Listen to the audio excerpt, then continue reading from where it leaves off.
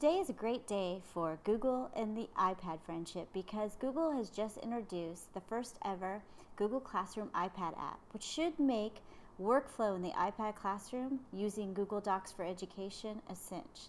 So let's dig in. Let's start on the student view that you see here, where I have a student that is enrolled in a grade 7 class. For purposes of this tutorial, we're going to join the class that exists in the background right back here in the teacher view. In order to do that, we have to tap on the plus button to join the class. I'm going to use the code that's provided on the screen. Once that's typed in, I press done and the student joins the class. Now you will see the view where the student is inside of the tutorial class, but there is nothing in the stream. So let's go over to the teacher view and add something. We're going to create an assignment. In this instance, I'm going to call this assignment number 1.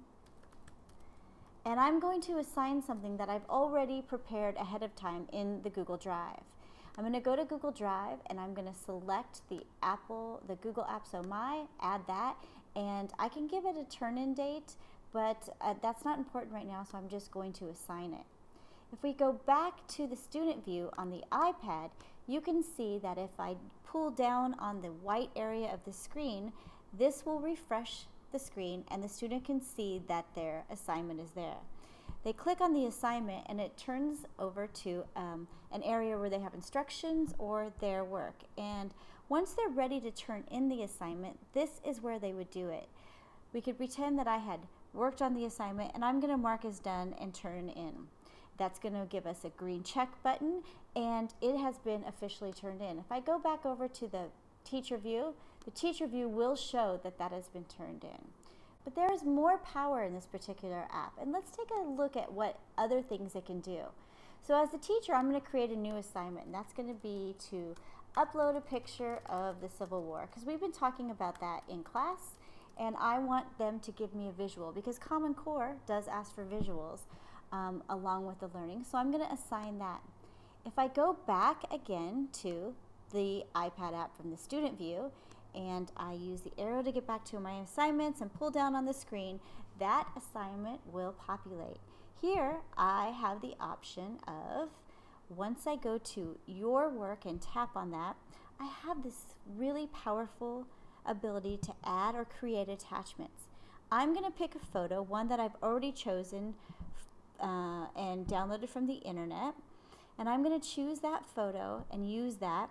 And now you can see at the bottom it's uploading the file. As soon as that file is uploaded, I can mark it as done and turn it in again. It's adding the assignment. I'm going to turn it in and I'm going to confirm that. Green arrow, and the teacher sees that in 1 second, or it has been turned in. As quickly as that. But let's go to even more power.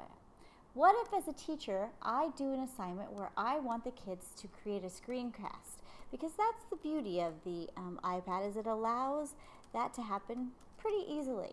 So they're going to make a screencast of the Civil War. I can give it an assignment due date. The default is 11:59. That's fine, and I'm going to assign it.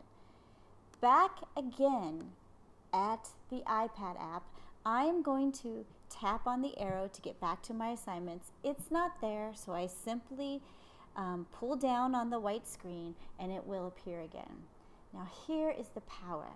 I'm going to go outside of this app to my Explain Everything app, where I've already uploaded a picture, I've put in some information, and I could have made a screencast.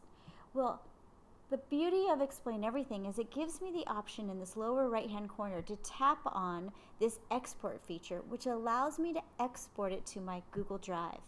If the student has attached the Google Drive to Explain Everything already by signing in, they can export that movie into Google Drive, and you can see it's compressing here and uploading it to Google Drive. And once that's finished, I can return then to my Google Classroom app, and here in my screencast of the Civil War assignment, I can go to that powerful feature of add attachments. When I go to your work, I can add attachments, and in here I can go to my Google Drive And what do you know? That Explain Everything is sitting right there. I open it up and I use the arrow in the upper right hand corner that I just pressed to upload that Explain Everything screencast. I now turn that in. The green arrow signifies that I have in fact done that. And when I go back, I have uploaded my screencast.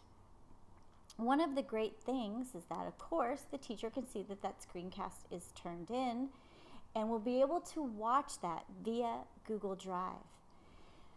The 3 lines at the top left-hand corner allow the student to see what assignments they have, so they can go and see that I don't have any to do, but I have finished all of the assignments that have been turned in. That's a pretty great organizational tool for some students, actually for all students. So the power of this new iPad app is pretty significant for having students on an iPad working in Google Apps for Education and Google Drive. To learn more iPad tips and tricks, come to an iOS Summits being held at cities across the world, or visit us at iossummits.com to find out more information.